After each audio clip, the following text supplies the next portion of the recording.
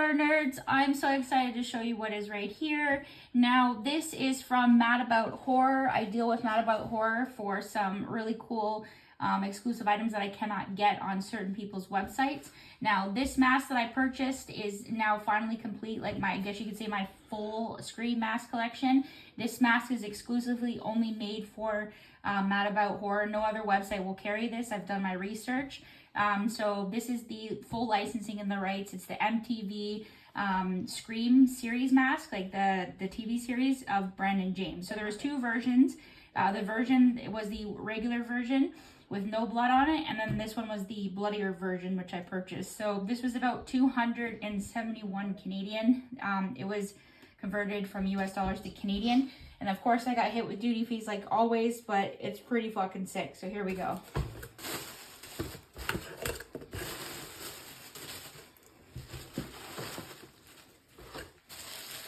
So this was actually held from PayPal, because I paid through PayPal, and then they held it for some reason. And I told them, I was like, what the hell, why are you like holding it? I said, I've purchased from Mad About Horror before. And then they just said, okay, no problem. And then it went through. Thank fuck the Lord, because I was really big sad if I couldn't get this mask.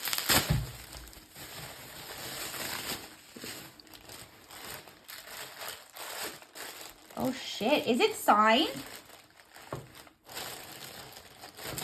No way. I didn't pay for it to be signed. Oh, there's gotta be some fucking explanations on over here. Oh no. Okay. So here we go. So this is the Scream TV series. This is the Brandon James version. This is the bloody version. From what I understand, it was all like hand painted and stuff. It's pretty good quality. It's pretty heavy. I just want to know who signed this. I didn't know if this was done by the person who did the designing of it and painted it. But holy shit, it's fucking signed. But okay. So this is going to go downstairs in one of my glass cabinets. So if anybody has seen the Scream TV series, this was actually done when MTV was doing their thing. I think this is in like the 2000s, like early 2000s. I don't quote me on that, but the first two seasons were my favorite. The third season had nothing to do with the original cast from seasons 1 and 2. But in season 3, you did get Roger L. Jackson's voice, who voices Ghostface, and that had to do with like some kids or whatever getting killed by accident in like a car parking lot or something, like a junkyard, and then like then there's a whole bunch of killings and stuff. But it's the original like Ghostface robe and mask in season 3. Season 3 was okay. I didn't personally like it like I did season 1 and 2.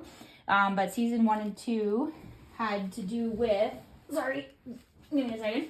So it was basing off of Emma's family. So she was tied into the Lakewood, like her town was called Lakewood, and it had to do with like a lot of murders. It had to do more about her mom's dark past with Brandon James. I think she had like a thing for Brandon James, like he would make her like cute little gifts and stuff, like wooden hearts and stuff, and he put it in like a tree, and then he ended up accidentally getting killed. So same thing like the Scream series, where like not Scream series, Scream movies, where like it had to do with based off of Sydney.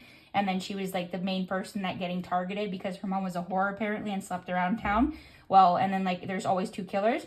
But this one, I don't really think that the mom was a whore. But I know it had to do with like a lot of the kids being killed, which is pretty good. They actually did have a really good solid cast. So Willa Fitzgerald, who played Emma, Bex Taylor Klaus, who played Audrey, and Carlson Young, who played Brooke. Those are like my top 3 favorite girls out of all time. They did like a really good job playing the roles. I know like a lot of like, they didn't really pinpoint on who. Everybody was up for grabs basically. So everybody pretty much, almost all of the people died. Like even some of like the family, like the moms and dads, they ended up dying too. But it was very gruesome and very gory, and it was really well done. Wes Craven, before he died, he was the one who was responsible for this awesome TV series. So he did a really good job. I was sad that it ended. I don't know really why it ended. All I know is that Queen Latifah was going to reboot the franchise with like a whole new cast. And I was like, why would she do that, right? But it never was really it was in the works, and then it got canceled for some reason. So it was quite devastating, but the way how season 2 ended, so I will spoil one of the people who were the killers. It had to do with Kiernan, which was Emma's boyfriend, and I never really thought that it could be him. But like most people would be like, well, come on now, like, you know, it's always like the psycho boyfriend in like this, like in like the Scream movies. Well, I never suspected it because it was really well fucking thought out. But there was one killer. There was one killer in the first one, and then there was 2 killers in like the second one. But the way it ended was Kiernan getting caught and going to jail, and then you see like the ghost face guy go into the jail and actually slit his throat and like kill him. And then we never really were told who was the killer. Like who killed him. But then if you look it up on like Wikipedia and stuff, it actually tells you that the suspect was actually Emma's dad, Kevin Duvall, who actually killed Kiernan for some reason. Like, but we have no backstory to why Emma's dad was involved and why he's a serial killer or whatever. So it was really it was a really good mystery. It always had you like, you know, keeping you on the edge of your seat and stuff, but it was really good. Like, I was really sad that it ended, but I'm hoping that they would revamp it or they would bring the cast back, but I don't think so. So it was like one of those one at a time like things if you got the opportunity to watch it. And the way that they and then Bella Thorne, who opened the series, was actually really good. Like the opening scene, if you watch like the trailer, where she gets killed and her head gets sliced and shit, like in the pool, and it goes up in the air. It was very graphic and gory. So it was really good. It was about like these are the type of teenagers that I could handle, that are basically kids that are in high school. But it was like, but these kids actually did something and were like, you know, would save their friends and they would actually fight back the killer, not like these pussy millennials that you see today. So yeah, so it was just really cool to add to my collection. Now this completes my actual Scream collection. I never thought in a million years that I would actually get this. It is a little bit pricey, but I want to know who signed that.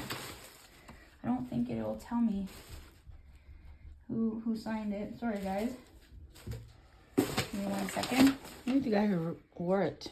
No, I'm not gonna wear it, but no, the guy who wore it in the series. I don't know, maybe. I don't know. I'm gonna have to contact them and ask them who it is, like who signed it, because like if that's maybe it's like a 1 out of 1 like scale replica where like because it's dated. I guess so. Like this is really fucking cool. So if anybody like who watches my shit, yeah, wow. It's like a real mask you could put on somebody in a psych ward. Yeah, pretty much, right? It's really good. It's really fucking nice. But I know my friend Samael from the States, he has one of these, but he doesn't have the bloody version. He has the like the MTV version, which is without the blood, so it's the same mask but without the blood. But he told me he got it from Mad About Horror. But at the time, Mad About Horror was only UK, like United Kingdom based company. And then they actually had 2 other companies. So if you click on like on the top left of the corner, it can go into US dollars, which is international. So again, you'll be converted into playing US dollars. And then they had like something else, I can't remember, for other people parts of the world. But this is really cool. This was probably I would say is probably the most expensive mask I own in my collection, considering like Trick or Treat Studios only has like their masks off of like $50, $60, $70. I'm actually really shocked that Trick or Treat Studios didn't do the licensing or a scale replica of the Brandon James mask from the TV series. I'm really shocked considering that this TV series ended in like 2000 and something. So it's crazy. Is there mesh on the nose? You get the eyes and you mouth have mesh. Yeah, you have the mesh on the nose making sure. and stuff, so like, at least you can breathe. But I have to now go to the store and get myself a foam head so I can put it on there and then block out the eyeballs. So yeah, so when I'll do again a walk tour, like a thorough walk tour of my room, I always say, oh, it's almost complete, but like it's actually now complete. So there you go. So leave a like, leave a comment, and tell me what you guys think. Ciao for now.